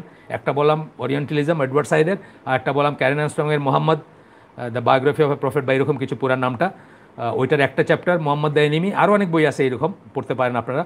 তো যাই হোক, সম্পূর্ণ বিকৃত করে উপস্থাপন করা হয়েছে। কোনো এক দেশে নয়, সমগ্র ইউরোপ জুড়ে, কোনো এক্সেপশন নাই। এই শতাব্দী, মানে গত শতাব্দীর মধ্যভাগ থেকে শুরু করে, বা মধ্যভাগের একটু আগের থেকে ধরতে পাবেন যে কিছু কিছু ওরিয়েন্টালিস্টরা অবজেক্টিভ হওয়ার চেষ্টা করছেন। তার আগে পর্যন্ত গোটা ইউরোপের সব দেশের ওরিয়েন্টালিস্টরাই একই মেথোডোলজি ফলো করছেন, যে কোনো সম্পূর্ণ বিকৃত করে উপস্থাপন করা হয়েছে, কোনো এক দেশে নয়, সমগ্র ইউরোপ জুড়ে। এবং পশ্চিমা ইনফ্লুয়েন্স যে সমস্ত দেশগুলো, পশ্চিমা ইনফ্লুয়েন্সে মানে পশ্চিমা লাইনের যে সমস্ত দেশগুলোর সভ্যতা গড়ে উঠছে, সেই সমস্ত দেশগুলোতেও। এবং কি বলা হয়েছে, ক্যারেন আর্মস্ট্রংয়ের ওই বইতে দেখবেন, রাসূল সাল্লাল্লাহু আলাইহি ওয়াসাল্লামকে বলা হয়েছে রেনেগেড কার্ডিনাল। কার্ডিনাল হলো একটা চার্চের ইনচার্জ যে থাকে, চার্চের প্রধান ব্যক্তি যে। রেনেগেড মানে বিদ্রোহী, মানে উনি একটা চার্চের প্রধান ব্যক্তি ছিলেন, কার্ডিনাল ছিলেন। দেখেন, মানে এখন একটা পাগল মানুষের বিশ্বাস করার উপায় নাই, যে দুনিয়া সম্বন্ধে একটু জানে, তারও সেটা বিশ্বাস করবে না, যে উনি একটা চার্চের প্রধান ব্যক্তি ছিলেন, খ্রিশ্চান চার্চের। এবং রেনেগেড মানে বিদ্রোহ করছেন, উনি বিদ্রোহ করে উনি নতুন একটা ধর্ম করে ফেলছেন, ধর্ম আবিষ্কার করে ফেলছেন। এবং সেই ধর্মটার সব কিছুই ধরেন 19-20 আর কি খ্রিশ্চানিটির জিনিসই। এই সমস্ত গালগপ্প পশ্চিমে বৎসরের পর বৎসর ধরে চলছে, পশ্চিমে বলতে ওয়েস্টার্ন ওয়ার্ল্ডে, পশ্চিমা সভ্যতায়, যারা হচ্ছে আমাদের আদার, যেটা যে নিয়ে আমাদের এই সমস্ত আলোচনাটা, যাদের পদানত হইয়া বা যাদের গোলামগিরি কইরা, চাকরগিরি কইরা আমরা খুব উন্নত জীবনযাপন করে আমরা খুব ঢেকুর তুলি, তাদের কথা বলতেছি। এমনকি আমি বলছি কি, দুইটা কথা বলছি। একটা বলছি যে পশ্চিমা ধ্যান ধারণায় যারা ইনফ্লুয়েন্স, সেই সমস্ত দেশগুলোতে এইসব কথাগুলো গেছে। আমি 90 সালে কোরিয়াতে আমাদের একটা ডকিং ছিল, জাহাজের একটা ডকিং ছিল। তো অনেক দিন থাকতে হয় ডকিং, শোরে থাকতে হয়, মাটিতে থাকতে হয়। তো তখন একটা লোকের সাথে, ও আমাদের সাপ্লায়ার ছিল, তার সাথে আমার বেশ খাতির হয়, সে আমাকে দাওয়াত টাত করে তার বাসায় নিয়ে গেছে। তো তার বাসায় যাওয়ার পরে তার বউ দুই এক শব্দ ইংলিশ বলতে পারে, সে ভালো ইংলিশ বলে যেহেতু ফরেনারদের। তার ছেলেও আসলো, স্কুলে পড়া ছেলে, ধরেন হয়তো 12-14 বছরের ছেলে। তারপরে আমার ধর্ম কি, আমি কি না কি মুসলিম, তখনই হঠাৎ বউ এবং ছেলে রিলেট করলো, ও বুঝছি, এক হাতে কোরআন আর এক হাতে তরবারি যার কথা বলা হয় মোহাম্মদ। মানে দেখেন, কোরিয়া পর্যন্ত এটা গেছে, মোহাম্মদ সাল্লাল্লাহু আলাইহি ওয়াসাল্লামের ইমেজটাকে এক হাতে কোরআন আর এক হাতে তরবারি। অথচ জিয়াউদ্দিন সর্দার একটা লেখাতে বলছেন, পাকিস্তানি অরিজিনের ব্রিটিশ স্কলার, উনি একটা লেখাতে বলছেন যে রাসূল সাল্লাল্লাহু আলাইহি ওয়াসাল্লাম মানে মুসলিমদের, রাসূল সাল্লাল্লাহু আলাইহি ওয়াসাল্লাম মুসলিমদের 23 বছরের অধ্যায়, রাসূল সাল্লাল্লাহু আলাইহি ওয়াসাল্লামের নবুয়তের অধ্যায়, টোটাল যুদ্ধের কমব্যাট ডেজ বা যুদ্ধের দিন ছিল, দিন যদি ধরেন 1 মাসের কিছু উপরে, অর্থাৎ 31-32 দিন বা 35 দিন এরকম ছিল টোটাল 23 বছরের ভিতরে। অথচ তারা কি লেখে, তারা লেখালেখিতে কি মনে হবে যে এভরি আদার ডে, মানে রাসূল সাল্লাল্লাহু আলাইহি ওয়াসাল্লামের মধ্যে হাতে শুধু তরবারি ছিল, বা সারাক্ষণ বোধহয় পরা, মানে যুদ্ধের ড্রেসই পরা ছিল, অথবা ঘোড়ার পিঠেই ছিলেন সারাক্ষণ, এরকমই একটা ভাব মনে হবে তাদের। কোরিয়ার পুসান, সেটা পুসানের স্কুলের ছেলের বইতে পড়ানো হচ্ছে, ইসলাম সম্বন্ধে পড়াইতে গিয়ে, যে মোহাম্মদ কি এক হাতে কোরআন আর এক হাতে তার তরবারি ছিল। আমার এখনও মনে আছে, তারা ফিজিক্যালি আমাকে অ্যাক্ট করে দেখাইছে। একই জিনিস ইন্ডিয়ার একটা, আমি আপনাদেরকে কেউ যারা আমাকে চিনেন তাদেরকে আমি আগেও বলছি, যে আমার সাথে একটা ইলেকট্রিক্যাল ইঞ্জিনিয়ার ছিল, জুনিয়র ইলেকট্রিক্যাল ইঞ্জিনিয়ার, হরিয়ানায় বাড়ি। হরিয়ানা আপনারা জানেন পাঞ্জাব ভাগ হয়ে 3 ভাগ হয়েছে ইনফ্যাক্ট। যাই হোক, প্রধান 2টা ভাগের একটা ভাগ পাঞ্জাব এবং হরিয়ানা, এখন যে 2টা ভাগ আর। তো এই হরিয়ানাও আসলে পাঞ্জাবি ছিল আগে। তো তার বাড়ি হরিয়ানায়। তো সে আমাকে বলছে যে তারা তাদের ধর্মযাজকদের কাছে শুনছে যে মুহাম্মদ সাল্লাল্লাহু আলাইহি ওয়াসাল্লাম আসলে ব্রাহ্মণ ছিলেন। এবং তাকে নাকি কোনো একটা মিশনে পাঠানো হয়েছিল রথে করে। উনি আরব দেশে গিয়ে আর ফিরে আসেন না, নিজেই একটা দিন প্রচার করতে শুরু করেছেন। তো ওর নাম ছিল ছোটেলাল, আমার এখনও মনে আছে, ইলেকট্রিক্যাল ইঞ্জিনিয়ার যে। আমি ওরে বললাম তুমি এর চেয়ে বলো না কেন যে রাসূল সাল্লাল্লাহু আলাইহি ওয়াসাল্লাম তোমার কাজিন ছিল। আমার কাছে সেইটা বেশি গ্রহণযোগ্য, কারণ আমি মনে করবো অ্যাটলিস্ট তুমি বলতেছো যে তোমার কাজিন ছিল, সেটাও নাইলে একটা যুক্তি আছে। কিন্তু এই এই এই গল্প তুমি বিশ্বাস করো যে উনি ব্রাহ্মণ ছিল, উনি রথে কইরা সৌদি আরব গেছে, গিয়ে 8টা দিন প্রচার করতে শুরু করে দিয়েছে।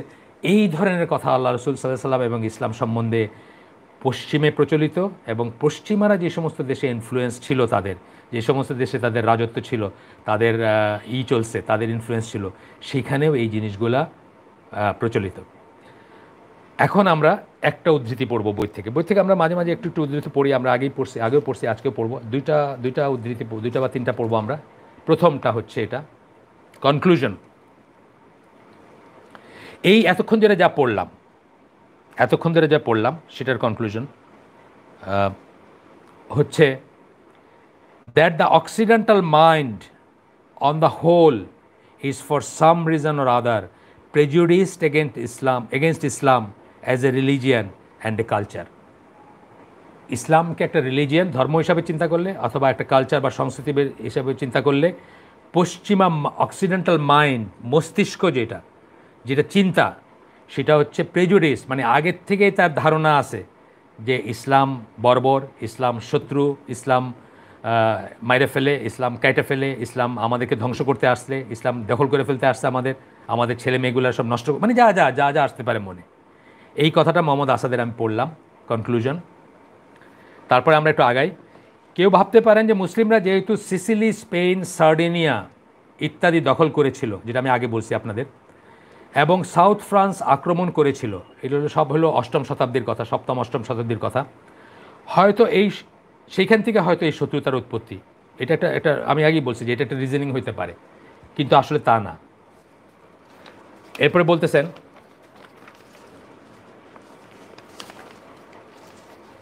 কিন্তু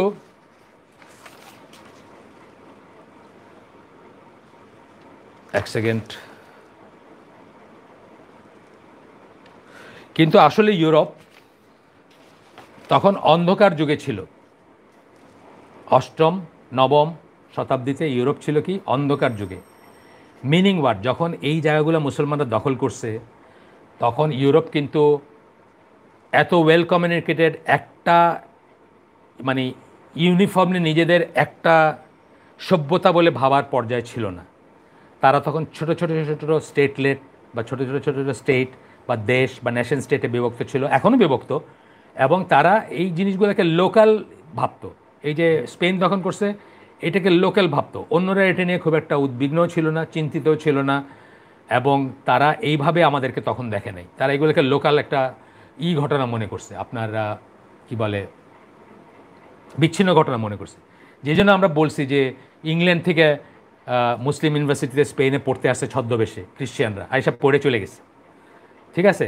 বা ফ্রান্সেই যখন ফ্রান্স আটকায় দিছে দক্ষিণ ফ্রান্সে, তারপরে এটা নিয়ে তাদের খুব একটা মাথা ব্যথা ছিল না, বা তারা এদেরকে সরাইতে হবে, এদেরকে হটাইতে হবে, সংঘবদ্ধভাবে গোটা ইউরোপ মিলে হটাইতে হবে, এই ধরনের কোনো চিন্তাভাবনা তাদের মাথায় ছিল না। তারা তখন অন্ধকার যুগে ছিল, এবং আমরা বলছি তখনকার জ্ঞান বিজ্ঞান সব কিছু ট্রাফিক ছিল ওয়ান ওয়ে, অর্থাৎ শুধু মুসলিম ওয়ার্ল্ড, ইসলামিক ওয়ার্ল্ড থেকে পশ্চিমা জগতে গেছে, পশ্চিমা জগৎ থেকে আমাদের নেওয়ার কিছুই ছিল না তখন, যে সময়কার কথা বলতেছি আমরা।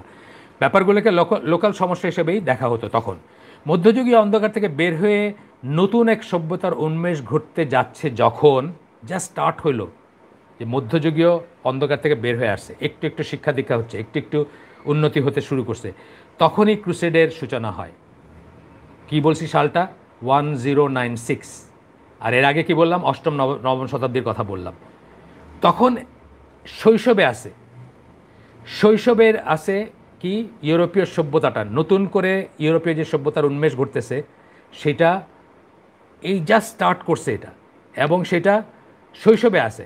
এবং বলতেছে শৈশবের কোনো ট্রমা, একটা বাচ্চা যদি সেক্সুয়ালি অ্যাবিউজড হয় শৈশবে, সে জীবনে বলতে পারে না, সে একইভাবে শৈশবে ঘটে যাওয়া সেই ক্রুসেডটাকে আজ পর্যন্ত পশ্চিমা সভ্যতা ভুলতে পারে নাই। হ্যাঁ, তেমনি ইউরোপীয় সভ্যতার শৈশবকালে ঘটে যাওয়া ক্রুসেডের স্মৃতি, ইমোশন, স্মৃতি একটা বললাম, ইমোশন একটা। ইমোশন কি?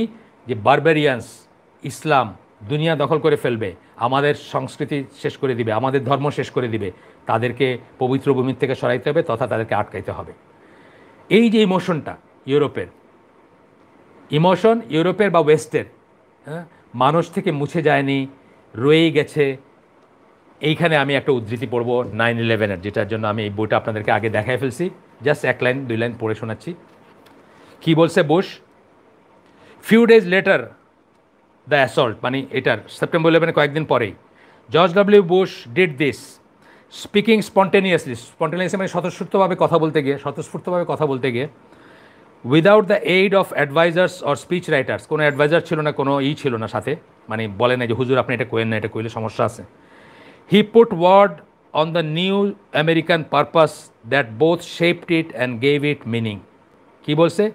This crusade, this war on terrorism. Crusade কথাটা তার মুখ ফসকায় বাইরে গেছে, যে সম্বন্ধে এই লেখক বলতেছেন যে অন সেপ্টেম্বর 11, 1990 সেপ্টেম্বর 11-এ তার বাপ, as it happened George W Bush father had declared a new world order, বলছিল যে নিউ ওয়ার্ল্ড অর্ডার হতে যাচ্ছে, দুনিয়াটা নতুন বিন্যাস হবে, এক জায়গার থেকে দুনিয়াকে কন্ট্রোল করা হবে। কারা করবে? পশ্চিমা আমাদের প্রভু যারা, তারা। 11 years to the day later the son set out on his crusade to make that order his। 11 বছর পরে একই দিনে বা একই সময়ে তার ছেলে সেই অর্ডার করার জন্য ক্রুসেডে নামছিল আর কি। এই কথাটা বলছেন এই লেখক যার কথা বললাম, জেমস ক্যারল। বইটার নাম হচ্ছে ক্রুসেড, আপনারা দেখতে পারেন পরে। তার মানে কি, এত বছর পরে, সেই 1096 পরে সেপ্টেম্বর 11, 2001 সাল, তখন পর্যন্ত একজন পশ্চিমা শাসকের মাথায় ক্রুসেডটা আছে এবং সেটা বাইর হয় নাই। When it comes to Muslims অথবা মুসলিম ওয়ার্ল্ডের ব্যাপার যখন আসে, এই কথাটাই মোহাম্মদ আসাদ বারবার করার চেষ্টা করছে। আমার আর 2টা পয়েন্ট আছে, শেষ হয়ে যাচ্ছে ইনশাল্লাহ।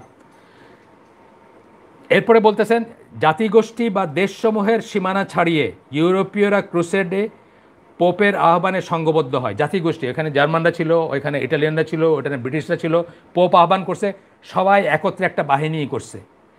এবং আস অ্যান্ড দেম ছিল, ব্যাপারটা কি ছিল? আমরা ওরা, আমরা তারা, এর একটা আবেগ গোটা ইউরোপে তখন ছড়িয়ে পড়ে, পুরো ইউরোপে একটা মানে ফ্রেঞ্জি টাইপের ছড়ায় পড়ে, যাতে মুসলিম জাতি ছিল সেই দানব যাকে বধ করাটা, মানে হত্যা করাটা, ধ্বংস করাটা ছিল অস্তিত্বের লড়াই তাদের কাছে। অস্তিত্বের লড়াই ছিল তাদের কাছে। এখানে আমি আরেকটা কোটেশন পড়বো, আমার 2টা কোটেশন আছে, পড়ে আসলে আজকের আয়োজন শেষ। এটা হচ্ছে without indulging in undue exaggeration, বাড়াবাড়ি না করেই বলা যায়, we can say that modern Europe was born out of the spirit of the crusades. Modern Europe যেটাকে আমরা দেখি, এটা ক্রুসেডের স্পিরিট থেকে বাইর হয়ে আসছে। একটা আগে বললেন গ্রেকো রোমান ট্র্যাডিশন, সেটা আমরা বলছি ক্রুসেডের স্পিরিট থেকে বাইর হয়ে আসছে। Before that time there had been Anglo Saxons and Germans, French and Normans, Italians and Danes, মানে ছোটো ছোটো ছোটো ছোটো গোষ্ঠীতে বিভক্ত ছিল, জাতিগোষ্ঠী, ছোটো ছোটো বংশ, ছোটো ছোটো গোত্র, এই মার্কা ছিল। বাট ডিউরিং দ্য ক্রুসেডস, কিন্তু ক্রুসেডের সময় the new political concept of Christendom বা খ্রিস্টানডম, খ্রিস্ট সাম্রাজ্য, খ্রিস্ট রাজ্যের কনসেপ্ট আছে, যে এই জায়গাগুলা ইউরোপের হচ্ছে খ্রিশ্চিয়ান ধর্মের জায়গা, যদিও তারা ধর্মকর্ম করতো না, কিন্তু জাস্ট ফিলিংটার কথা আমি বলতেছি। A cause common to all European nations alike, সবার কাছে এটা একটা কমন কজ ছিল যে আমরা সবাই Christian. And by no means identical with religious concept of Christianity, এবং আমাদের খ্রিশ্চিয়ানিটির সাথে আইডেন্টিক্যাল ছিল, সেটা ওয়াজ ক্রিয়েটেড, এটাকে সৃষ্টি করা হয়েছে। And it was the hatred of Islam that stood as godfather behind the new creation. এবং এই যে একতাটা হইল, তার ভিতর কমন ছিল কি? হেট্রেড অফ ইসলাম, ইসলামের এগেনস্টে যে ঘৃণা, সেইটা তাদেরকে একতাবদ্ধ করছিল, এবং আজও তাই। আপনি বুঝেন না বুঝেন, মানেন না মানেন, আজও সেটাই রয়েছে।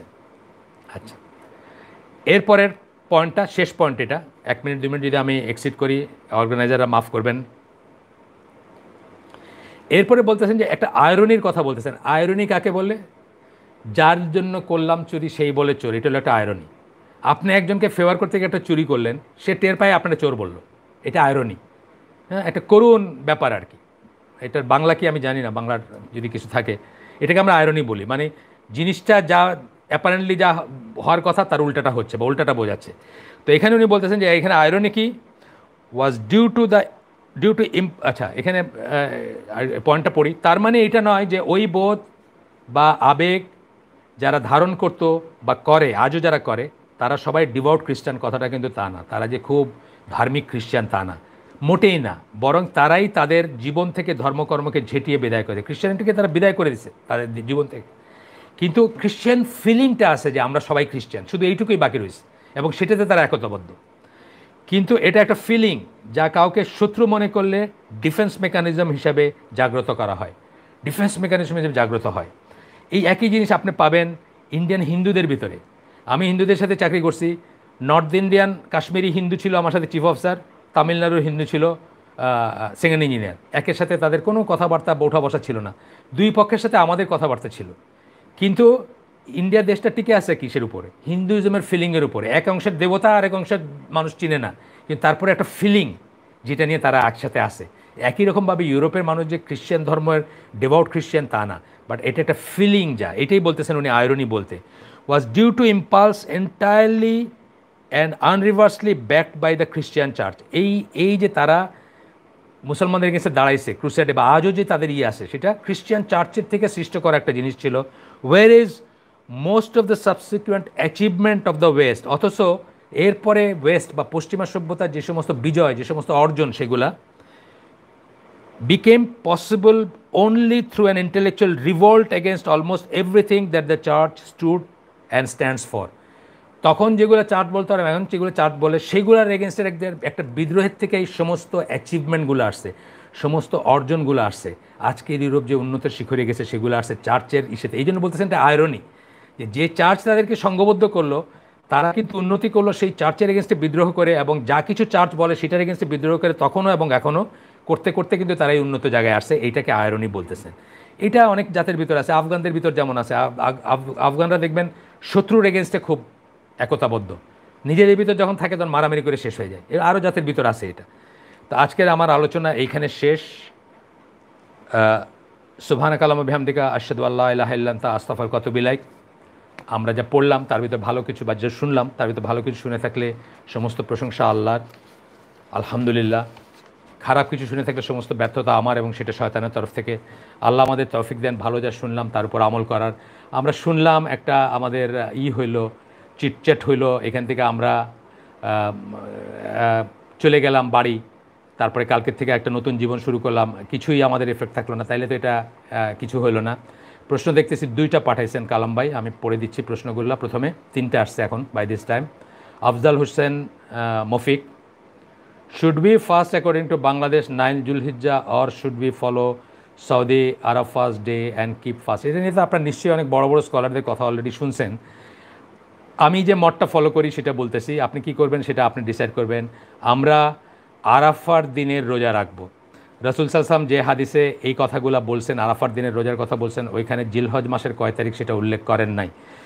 যখন এক সময় আমরা জানার কোনো উপায় ছিল না আরাফার দিন কোন সময়, সেটা আল্লাহ তো আপনার অন্ধকার রাত্রে দুইজন দুদিকে নামাজ পড়ছেন কেবলা মনে কইরা, ভুলে, জানার কোনো উপায় নাই, দুজনেরটাই কবুল। এটা না বলে না ইসলাম, বলে তো জানার যখন উপায় নাই। কিন্তু এখন যখন আপনার জানতেছেন যে হাজিরা এই দিনে আরাফায় আসেন, এবং রাসূল সাল্লাল্লাহু আলাইহি ওয়াসাল্লাম আরাফার ডে বলছেন, 9 জিলহজ বলেন নাই, এখন আমি মনে করি আরাফার দিনে রোজা রাখা উচিত, যেটা বাংলাদেশে বৃহস্পতিবার পড়বে ইনশাআল্লাহ। আচ্ছা, এরপরটা আপনার বক্তব্যের মাধ্যমে আল্লাহ কি মডেল এনি খানের নামে এক মেয়েকে হেদায়েত দান করেন, আলহামদুলিল্লাহ। সেই ব্যাপারে দয়া করে, আমার বক্তব্য আমি জানতাম না, আজকে জানলাম। এনি খান কে আমি সেটাও জানতাম না, আপনি বললেন।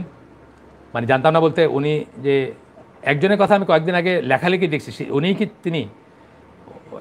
একজন না, দুইজনের কথা লেখালেখি, দুইজন বোধহয়, দুইজন নিয়ে খুব লেখালেখি হচ্ছিল, কিন্তু আমি তাকে ওই লেখা দেখার আগে চিন্তাম না। এটা ধরেন হার্ডলি 10 ডেজ হয়েছে আমি একটা কোথাও দেখছি লেখালেখি ওনাকে নিয়ে। আচ্ছা, এক মেয়েকে হেদায়েত দান করেন, আলহামদুলিল্লাহ। সেই ব্যাপারে দয়া করে কিছু জানাবেন ইনশাল্লাহ। আমি তো জানি না জানাবো কোত্থেকে, আমি আগে তাকে চিনতাম না, এখন দিনের ফিরে আসার কারণে চিনলাম। আমি যেহেতু তারা চিনি না, আমি কি করে করব? কবির হোসেন বলছেন এটা, তো আপনি তাকেই জিজ্ঞেস করেন কোন লেখার মাধ্যমে কোথা থেকে আসছেন, আমার জানা মতো জানি না আমি। আচ্ছা, এটা গেল একটা। এরপরে একটা কোশ্চেন আছে, আমি জানি না ভাই, আপনাকে জানার মতো কিছু নাই আমার কাছে। এটা হচ্ছে শিহাব সারার, স্যার আমার মা হিন্দি কিছু সিরিয়াল দেখে, যেমন জি বাংলা, আর স্টার জলসা, আমি ধৈর্য সহকারে মাকে বোঝানোর চেষ্টা করছি যে এগুলো দেখবে না, এই জিনিসগুলো তোমাকে ইসলাম থেকে দূরে নিয়ে যাবে। স্যার কী করা যায়? প্রথম কথা হচ্ছে বাবা মা, দুইটা জিনিস বলি। বাবা মা হচ্ছে নেক্সট গড আমাদের জন্য, আল্লাহর পরেই তাদের অবস্থান, তারা অত্যন্ত ইম্পর্ট্যান্ট আমাদের জন্য। কিন্তু আল্লাহ বিরোধিতায় তাদের কোনো আনুগত্য নাই। এই মায়ের এই ফ্যাসিলিটিটা যদি আপনার থ্রুতে হয়, আপনি এটা বন্ধ করে দিবেন।